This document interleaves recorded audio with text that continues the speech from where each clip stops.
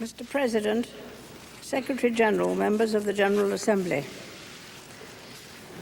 I believe I was last here in 1957. Dateline, New York, October 21st, 1957. Anxious New Yorkers are swept up in the excitement of a royal visit by a young Queen Elizabeth II who is about to set foot on the world stage at the United Nations for the very first time.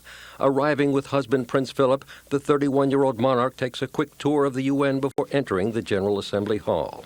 This assembly was born of the endeavors of countless men and women from different nations who, over the centuries, have pursued the aims of the preservation of peace between nations. Fast forward to July 6, 2010.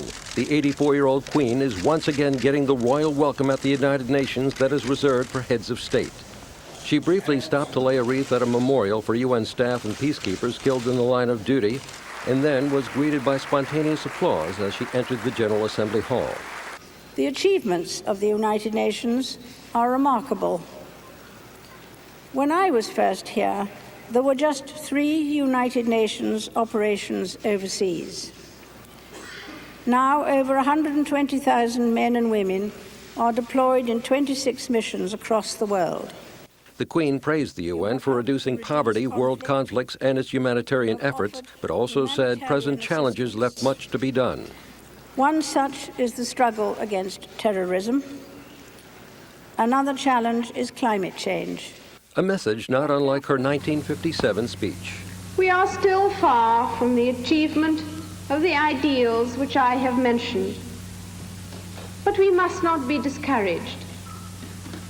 The peoples of the world expect the United Nations to persevere in its efforts.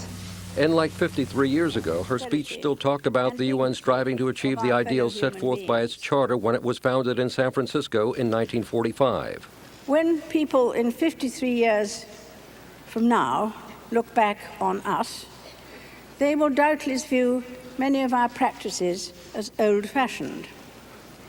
But it is my hope that when judged by future generations, our sincerity, our willingness to take a lead, and our determination to do the right thing will stand the test of time. I offer you my best wishes in your task and pray that you may be successful.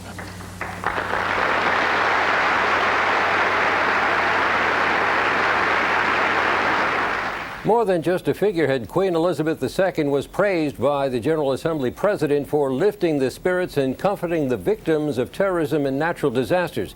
UN Secretary General Ban Ki-moon called her a living symbol of grace, constancy, and dignity. Frank Ucciardo for CBS News, New York.